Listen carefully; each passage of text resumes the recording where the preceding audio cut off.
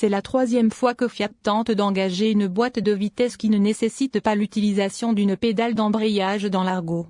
D'abord vint le GSR automatisé à 5 vitesses pour le moteur 1,3 litres à aspiration naturelle et l'automatique conventionnelle pour le dernier 1,8 litres. Maintenant avec la CVT 1,3 litres, je suis témoin que la marque a enfin touché la main dans le set. L'automatique n'était pas la plus douce dans son fonctionnement, tandis que l'automatique normale était barrée dans la consommation, plus élevée du moteur 1,8. Maintenant, avec la CVT qui simule 7 vitesses travaillant avec le bon moteur 1,3 aspiré, l'Argo parvient à unir prix, convivialité et consommation. Sauf que la version Trucking CVT, à partir de 22 000 $, est l'une des dernières, aventurières du marché, montrant tout ce que cette ancienne catégorie a en termes de confort, notamment sans avoir à changer de vitesse. Faisant partie des vestiges de la catégorie baroudeur, le Fiat Argo Trekking n'est pas loin de la recette du gâteau. Sa suspension est différente de l'Argo ordinaire en termes de configuration, ce qui nécessite également des changements de direction. Le Trekking offre une garde au sol supérieure de 20 mm version normale, une galerie de toit, des pneus à usage mixte, un embout d'échappement exclusif, des appliques de carrosserie et une série d'autocollants décoratifs faisant allusion à la version. Comme mentionné, l'Argo Trekking CVT 2023 apporte sous le capot le moteur 1,3 de la famille Firefly, avec 4 cylindres et 8 soupapes. Il est capable de fournir 107 chevaux à 6250 tours par minute et 13,7 kg FM de couple à 4000 tours par minute lorsqu'il est alimenté à l'éthanol. En essence, on retrouve 98 chevaux, 6000 tours par minute, et 4250 tours par minute. Cette architecture privilégie le couple à bas régime, ce qui est un bon compagnon de la CVT pour travailler plus tranquillement.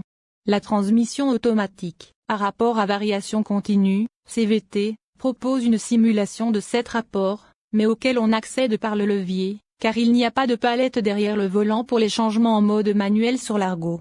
C'est exactement le même ensemble que celui que l'on trouve sur le Chrono, le Strada et la version automatique d'entrée de gamme du Pulse.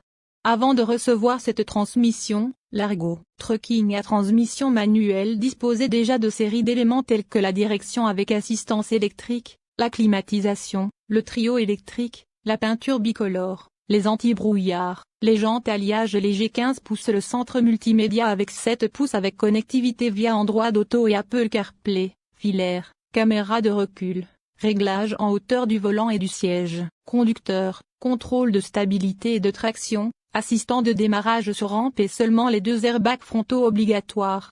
Cette configuration avait déjà un volant multifonctionnel, mais avec l'ajout de l'échange CVT, l'Argo Trekking dispose également d'un régulateur de vitesse de série.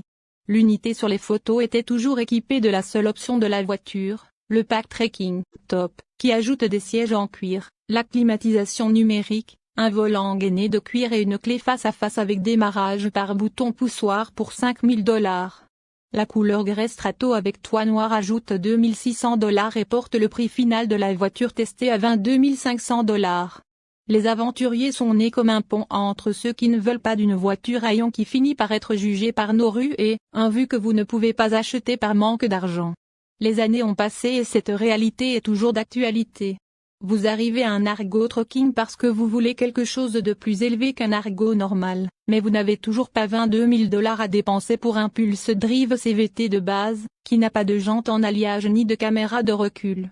En comparaison avec le SUV, d'entrée de gamme de Fiat, l'Argo Trekking manque d'airbags latéraux, de phares à LED, d'un système multimédia sans filet, sans le pack top, d'une climatisation automatique et d'un peu de soin dans la finition. Pour le reste, il a un équipement similaire et exactement le même ensemble mécanique. Comme le Pulse a un panneau plus haut, l'Argo Trucking vous donne l'impression d'être assis encore plus haut. Étant un aventurier avec une plus grande hauteur au-dessus du sol et ayant une suspension différente de l'Argo normal, Trekking vous libère du stress constant d'avoir à éviter les trous et les fossés sur les routes. Plus haut, on a toujours une meilleure vue sur la rue et on finit par offrir une conduite plus confortable et le seul prix à payer est que les pneus à usage mixte émettent un peu plus de bruit et altèrent un peu la consommation. En parlant de commodité, nous devons parler spécifiquement de la CVT. L'ancien GSR automatisé exigeait de la patience, tandis que le 1,8 litres automatique exigeait des poches lors du remplissage. Argo Trekking est une avancée bienvenue. Lors de nos tests, elle atteignait 12,6 km au litre avec de l'éthanol sur route, dépassant même les 10,1 km au litre déclarés par Fiat lui-même, en plus des 9 km pour litre en ville. Le 0 à 100 km/h s'est fait en 14 secondes, ce qui n'est pas franchement bon, mais ça ne vous laisse pas tomber. C'est toujours une voiture de 107 chevaux.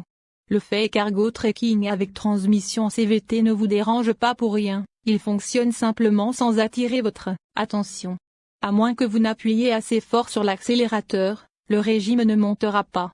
Comme le bruit du 1,3 n'apparaît qu'après 3000 tours par minute, la CVT rend l'habitacle silencieux en conduite normale.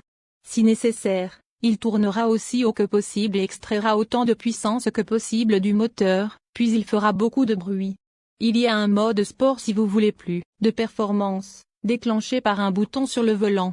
Il ne se branle pas, ne tarde pas à réagir et ne fait même pas fonctionner le moteur à haut régime. Il est confortable et demande peu au conducteur. Comme il offre tranquillité, efficacité et même performance, bien que ce ne soit pas une fusée, il a finalement réussi à faire ce que Fiat a toujours voulu, avoir un Argo avec une transmission automatique qui fait polémique. Faire quelque chose dont vous ne réalisez pas qu'il fonctionne est toujours difficile. Ajoutez à cela la commodité de la suspension haute et vous avez une bonne voiture à conduire. Les 19 000 $ de moins que le Pulse Drive 1,3 CVT peuvent faire la différence entre vous quittant le concessionnaire avec une nouvelle voiture ou non, et justifient que Fiat ait gardé l'Argo Trekking en ligne. Dommage qu'elle doive plus d'éléments de sécurité, comme au moins les airbags latéraux, qui faisaient déjà partie du catalogue à l'époque du 1,8 auto.